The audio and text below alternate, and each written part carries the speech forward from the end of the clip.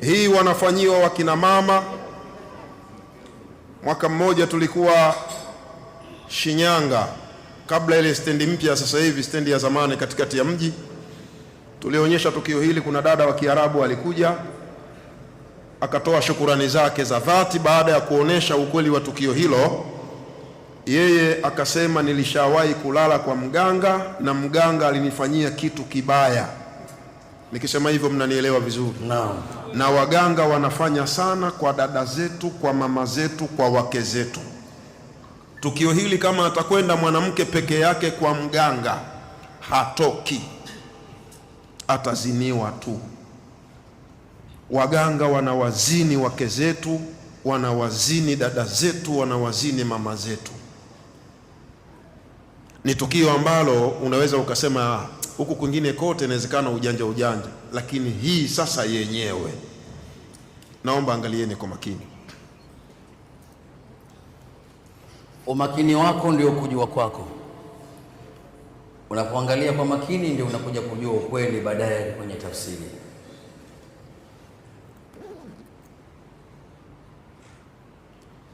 Hakuna asiyejua hichi kitu. Ni kitu gani? Katika vitu ambavyo vinaagizwa sana na waganga na mayai yakiwemo. Sasa hili sio visa, yai kabisa la kawaida.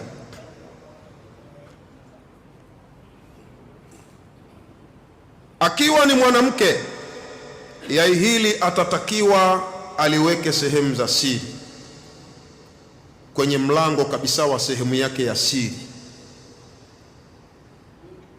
Ukiwa na mwanaume unaweza ukaambiwa ataweka kwenye kitovu tumboni, ili mradi utolewe tatizo ulilonalo. Lakini hapa tuchukue ni mwanamke amekwenda kwa mganga, alafu mwanamke huyu yai hili ameliweka sehemu za siri, alafu uangalie kitakachotokea. Alafu ufikirie kwamba angekuwa ndo dada yako au ndo mkeo, kwa akili ya mkeo unavyoijua, kwa akili ya mama yako mdogo unavyoijua, akiambiwa sasa na mganga tiba yake ni yeye kukutana kimwili na mganga huyo, angekubali au angekataa? Lakini kwa sasa hivi naomba nimpate mtu ambaye anasumbuliwa na tumbo mara kwa mara. Njoo Sheikh. Huyu bwana anayekuja anasumbuliwa na tumbo la mara kwa mara, alichonacho tumboni. Hebu geuka hivi kidogo. Wewe utakula dawa sana wewe, lakini kwa hicho mwamba kaona. Uwezi. Sasa huyu bwana kinafanana alichonacho tumboni. Huwa wanapenda pia kuwaweka wakina mama ili wasipate ujauzito. Sogea Sheikh, naomba mkono wako wa kushoto. Talishika ile vizuri.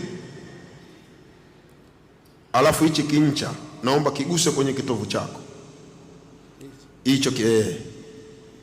Ayuha, mkono wa kulia weka juu ya mkono wa kushoto, geuka kule. Mwamba tumemwambia aweke yai tumboni, lakini kule kwa upande wa kina mama anaambiwa aweke sehemu ya siri. Mwanamke hajashika ujauzito, huu ni mwaka wa 8, huenda anahangaika, akaambiwa sehemu fulani kuna mganga, anaambiwa aliweke yai hilo. Lakini mwamba naye anasumbuka na tumbo. Unajua mchawi anaweza akatumia kitu hicho kakiweka kwa mwanamke, kikashikuzuia mimba, kakutia wewe kwenye tumbo lako, ukapata shida. Ndio tulichokiona kwa huyu mwamba hapa. Dabadan stay dabadan anta sham, ngambo na ngambo tureveita kashanga. Safisheni tumbo lake, toeni kinachomsumbua. Mwamba geuka kwangu, naomba hilo yai sasa. Wenye macho naomba mtazame vizuri, hili ni yai. Chukua hili boksi. Yai linapasuliwa baada ya kuwekwa sehemu ya siri ya mwanamke, au kwenye tumbo lako, au hata kwenye kiuno, au hata kwenye kichwa. Mganga anasema wazee washamaliza tatizo lako, kile ambacho kinakusumbua tayari kimekwisha kutolewa. Wewe huna tatizo tena katika mwili wako, kama ni mwanamke, kilichokuwa kinasababisha usipate ujauzito kimetolewa na sasa utashika mimba, kwa sababu ndani ya tumbo lako uliwekwa kitu kimoja kizito sana. Hiki hapa,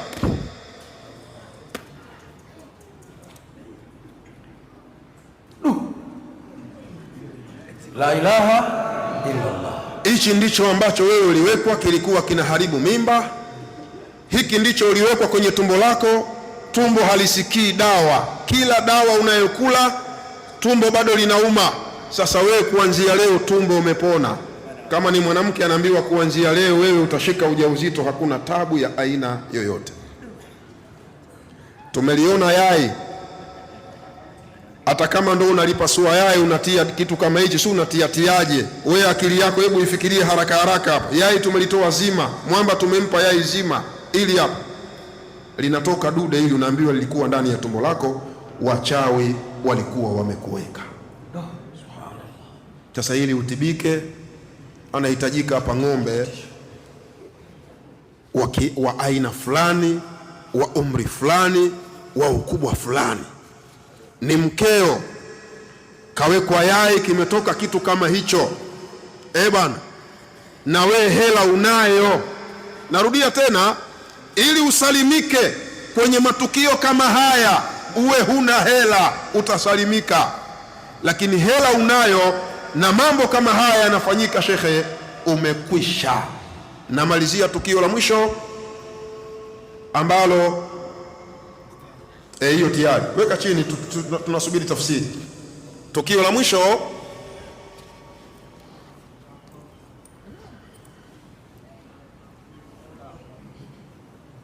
wenyewe wanatengeneza tunguli, lakini mimi nimetumia kakidude haka kakopo haka ambako maarufu kanaekiwa maji ya Zamzam. Wenyewe wanatumia tunguli. Sasa unaambiwa humo kuna wazee wanaishi. Ukija utaeleza shida zako, wenyewe watakusikia. Utawaomba unachokitaka, wenyewe watakujibu na kuonesha umekubaliwa maombi yako. Pia kuna kitu ambacho kitaonekana hapa. Kama kuna mtu ana maji, naomba maji.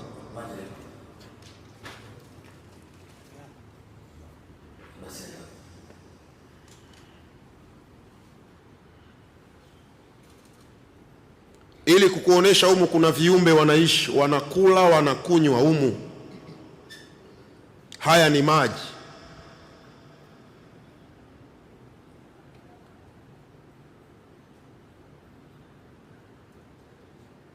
Angalieni na muwe makini. Ukisema yule muongo, yule muongo mwenye. Wazee wanataka waone uwepo wenu. Mpo, mkipewa kazi mnaweza mkafanya. Ametoka mbali huyu, unatajwa mkoa wako, katoka Iringa, katoka Pemba. Tumemwambia kwamba mnaishi humu, lakini bado haamini kama mnaishi humu. Sasa tumewapa angalau kinywaji chenu. Haya tumetumia maji, wenyewe wanaweza wakaandaa mazingira ya damu. Sawa sawa, ndio. Imeandaliwa mazingira ya damu, inatiwa damu humu ndani. Hebu kuleni chakula yenu. Bana, angalia kwamba wewe leo ujio wako umepokelewa au ujio wako umekataliwa. Hawa wazee wakikataa ujio wako, kama hawatokubali kufanya kazi yako, hii sadaka tuliyoitia humu ndani hawawezi wakaikubali. Lakini kama wamekubali kufanya kazi yako, sadaka tuliyoitia humu ndani wataikubali. Sasa kinachotakiwa kuonekanwa hapa ni sadaka imekubaliwa au imekataliwa. Tunajuaje imekataliwa? Tunamwaga. Tukiona imemwagika, sadaka imekataliwa. Tunajuaje imekubaliwa? Tunamwaga. Tukiona haimwagiki, basi wale viumbe wameshakula sadaka hiyo na wameshaikubali.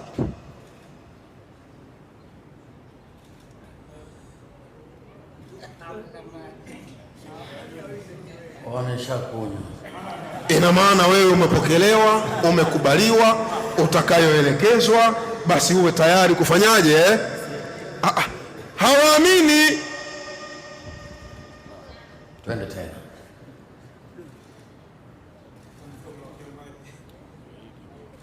Kichupa kitaisha hicho. Wana kiu. Hawaamini uwepo wenu, waonesheni uwepo wenu. Sese bwanga na hiyo. Bwanga mkulukulu ngambo na ngambo. Makamba uzalibi yeye makamba uzalibi nene. Toreveita kashanga so itabimusati so ya biye. Haya. Hawaamini. Watamaliza maji yetu.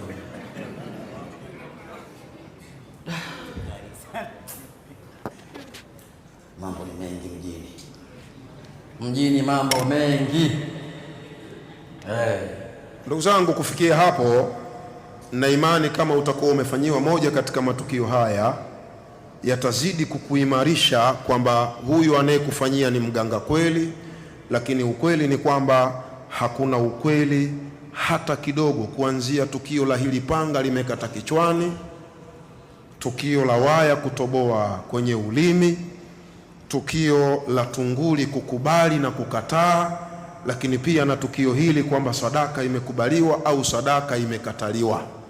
Haya yote ni mambo ya uongo, na kama alivyosema shekhe wetu katika hutuba yake kwamba uchawi uko wa aina mbili.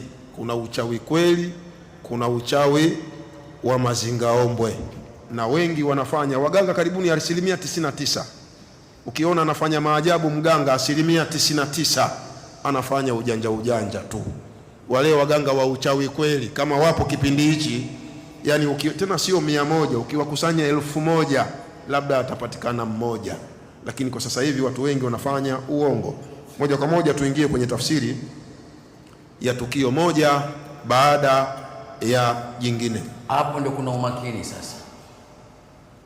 Waya huu nina imani kwa wale wajanja watakuwa wamegundua, ndio maana unashikwa katikati. Sawa sawa, unashikwa hapa katikati, ndio kuna siri. Anaweka ulimi wake, alafu wanaziba mkono. Kuziba mkono sio kwamba wewe usione anavyotoboa. Akiziba mkono ina maana na ule ulimi anautoa, atapitisha uwaya hivi uongo tu. Sawa sawa, Mwisho hapa kwenye siri hiyo hapo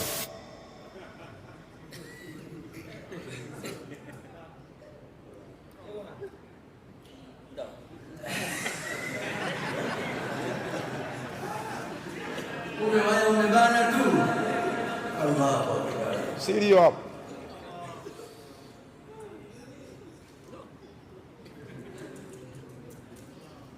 Huu ndio ujanja uliotumika kwenye waya. Sawa sawa, Huyu Sheikh Kiski muombeeni dua sana. Semeni inshallah. Mungu ampe umri mrefu. Semeni amin. Yeye ndio anakubali watu wapate masomo la hivi. Maimamu kila mtu yeye shehe mwenyewe katibu yeye kazi na yeye. Hata kitu chochote watu wengine wafanye. Sasa shehe peke yake anayekosoa haya mambo na yuko tayari kwa vitendo ni Kiski. Muombeeni sana Mungu. Semeni amin. Mungu ampe umri mrefu, amkingi na kila aina ya shari. Twende mwamba. Tukio la pili, kwamba tunguli ina uwezo wa kukufahamisha kitu fulani kama ndicho au sicho, pia hakuna ukweli. Na imani ambao akili zenu zinachaji, mtakuwa mnahisi kitu na huenda unavyohisi ikawa ni sawa. Yule ndugu yetu wa kwanza tulimwambia aweke katikati tunguli ituoneshe yule ujauzito wa kwake yeye au kawekewa na mtu mwingine. Tunguli ilikataa, nadhani mliona Kila ukiweka namna hii tunguli inasema hapana. Sio. Au sio? Sio. So unaichezesha hivi, yaani yenyewe hapo unaweka inagoma. Sawa?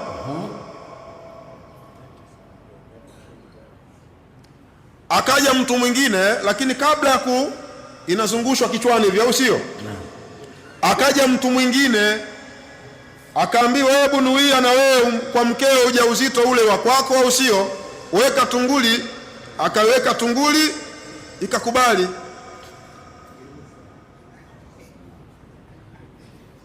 Waislamu, somo hili liko shule ya msingi, kama sio darasa la 3, kati ya darasa la 3 kipindi kile tunasoma sisi, kipindi hicho kama sio darasa la 3, la 4 au la 5, darasa la 4, somo la sumaku.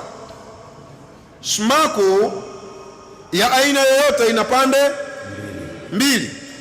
Sumaku ina upande wa kaskazini, lakini sumaku ina upande wa kusini.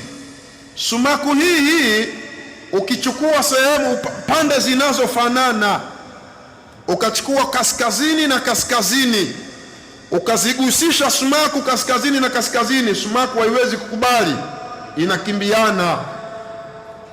Sawa sawa? No. Lakini sumaku hii ukichukua upande wa kaskazini ukakutanisha na kusini, zinafanyaje? Zinashikana. Ndilo somo lililofanyika hapa. Ina maana hiki kakitengeneza, yani wanakuaga na vibaya tu, vichafu chafu nini. Wewe unaweza kwenda, jamaa kweli hapa ndo mizimu nini, lakini akili tu akuzuge wewe. Humu ndani kuna sumaku, na hii tunguli, ndani ya hii tunguli pia kuna nini? Kuna sumaku. Upande huu hapa ndiyo ule upande wa kaskazini na kaskazini, au kusini na kusini. Hapa haiwezi ikakubali. Jamani, naeleweka vizuri eh? Haiwezi ikakubali. Akizungusha tena namna hii zuga, ili ageuze hichi, akigeuze upande mwingine, ukiweka inakubali. Kwa hivyo mimi binafsi, kwa sababu nimekizoea hichi, wewe sasa hivi nikifanya hivi huku utaona ndo kule kule, ukifanya hivi ndo kule kule, lakini mimi nishazoea upande huu ambako najua haiwezi kagusana. Kuna kauzi kadogo hapa, yani kiangalia najua hapa, hii hapa, huku hakugusi. Upande huu penyewe hakuna hata kauzi, najua huku ndo kule ambako kunafanyaje, unashika. Kwa kuwa kila siku baba, usije kumpiga mke wako mimba ya kwako baba. Usije ukazua taharuki bure. Nilikuwa nakuona kimoyo kinadunda dunda. Na mchezo huu jamaa alikuwa anasema hii kubwa, hamna cha kubwa. Waislamu, kuna wengine kaeka sponge mule ndani. Ukiweka sponge, ukitia maji lazima yamwagike hata kidogo. Humu ndani material iliyowekwa ambayo haimwagi hata tone ni Pampers. Zile pamba za ndani. Pampers ina material, tena ukiichana yenyewe kavukavu, kimimina hivi unaona kama vichenga chenga vinatoka hivi. Yale ni material ambayo ikiingia maji inavimba. Kwa hiyo inasaidiana na pamba, inavimba ile na pamba inasaidiana, basi kimiminika kikiingia pale kinakuwa kifanya nini? Hakitoki. Kwa hivyo imeingizwa humu vizuri hii hapa. Hata Pampers yule mwanao akikojolea, ukiichana utakuta inakuwa na material hayo. Kwa hivyo ni Pampers inawekwa humo ndani, hakuna cha viumbe, hakuna cha kukubaliwa. Yani anakutengenezea mazingira uone kwamba kumbe safari yangu nimetoka mbali, sijasafiri bure, wazee wamenipokea. Ili ukiambiwa sasa hapa 700,000, unaona kabisa 700,000 yangu imeenda kwa haki, wazee wamenipokea. Sheikh Kishki, yapanga tafsiri au tuache? Tafsiri. Hamna semaji wa Islam. Au juma ijayo. Leo hii au sio? Wanataka na yai kwanza, kazi unayo. Ule mtambaa kwenye yai umeingiaje, Suleiman Makweche? Panga mwisho. Sheikh Kishki, samahani kidogo. Naam. Wallahi sio unafiki, na kama nazungumza unafiki basi Allah anihukumu atakavyoweza. Allahu Akbar. Hutuba yako ya leo imenikumbusha safari zetu za vijijini. Allah kuhifadhi, Allah akupe umri mrefu. Amen. uchelewe kufa. Amin. Ili wale ambao wanakuroga waone wamedunda. Amin ya Rabbi. Sheikh, katika sio uko peke yako, wallahi wabillahi, mwamba anajua vizuri katika watu ambao mimi huwa siogopaki tena. Sasa wewe uko mjini hakuna wachawi shekhe. Mjini kuna wachawi. Sisi tunaenda vijijini. Mimi huwa nikifikaga vijijini, Allah shahidi, kama nadanganya Allah shahidi, huwa nawaambiaga mume wenu nimekuja, wanga mimi mume wenu, wachawi mimi ndo mume wenu. Huwa nazungumza hivyo, na tunamaliza shughuli vizuri, hata kipele sitoki. Na tunamuomba Allah asitudhalilishe, wachawi wasituroge. Kwa sababu gani? Tukiwa tunawasema wachawi alafu wakituroga tukirogeka, wale wanajisifia. Na nyinyi pia mnaotusikiliza, mashehe hawana yote, tayari washapigwa. Wallahi wachawi, Sheikh Nuruddin Kishki huwaogopi peke yako. Mi binafsi hakuna mchawi na muogopa katika hii dunia, hakuna. Nataka niongeze kidogo.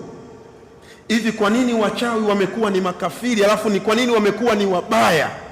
Sheikh, kuna vitu vingine kwenye ilmu ya dini, kuna vitu vingine vinapatikana kwa wenyewe. Yaani ukimpata mchawi muhoji mwenyewe, kama inatokea bahati unapata cream.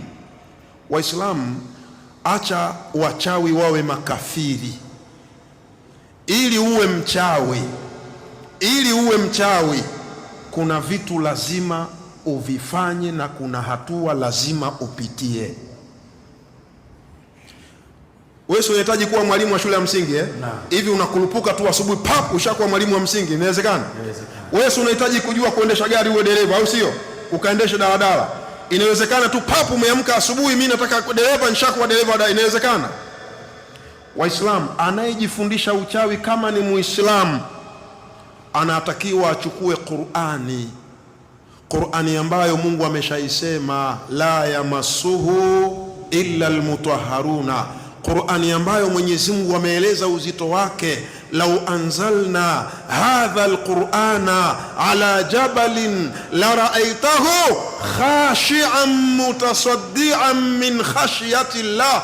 Anayejifunza uchawi ili akubarike uchawi au umkubali na yeye aroge, anachukua Qur'ani, anafungua katikati, atafute sehemu ambayo watu wanajisaidia ovyo, aweke juu ya mikojo au ya kinyesi, alafu mwenyewe achuchumae ajisaidie ndani ya Qur'ani. Hatua hii ni lazima, yani hatua ya kufuru ni lazima akufuru mchawi, ndipo atakuwa mchawi. Hatua nyingine, kuua. Tena unaambiwa ukimuua mama yako unakuwa mchawi konki, unachokitaka hakirejei. Hatua nyingine ni kufanya sasa ule mkataba kama alivyosema Sheikh. Wachawi wanashirikiana na hawa mashaitani wa kijini, na ukisikia mtu anakushirikiana na jini, Sheikh Nuruddin, sio kwamba yani unaenda sokoni unanunua tu yari unamweka hapa, wewe nenda kamloge yule. Hapana, wana masharti yao. Haya nakupeni ni ya wachawi wenyewe, haya nakupeni ni ya wachawi wenyewe. Ukitaka kumuita jini, kwa mfano kuna jini mmoja, yeye yani kwa watu ambao vijiji vyao ni vya wachawi, yani jini huyo anakuwa nao wale vijana wale ambao yani vijana wale angalau kasilaka vijana, anaitwa Kashkash Marashi. Ukitaka kumpata Kashkash Marashi unaambiwa ufunge siku 7, alafu siku ya 7 uamke usiku wa 8, ukae chumbani, ufunge milango kama na madirisha, ufunge mule ndani, kusiwe na kiumbe, hata umefuga paka asiwepo. Alafu unamuita Kashkash Marashi kwa idadi ambayo imeelekezwa. Sisemi idadi yake ya kumuita, hata wewe unaweza kumuita akaja ikawa shida tena nyingine, maana hatuaminiani hapo kwamba wote ni wacha Mungu, kuna wengine humu mtihani. Lakini unaita kwa idadi ile, Kashkash Marashi, Kashkash Marashi, Kashkash Marashi, Kashkash. Waislamu, hakuna kiumbe mbaya katika hii dunia kama mchawi. Unapoendelea kumuita Kashkash Marashi, kuna vitisho vinatokea pale. Vile vitisho vikiwa vinatokea, ukiogopa unakufa au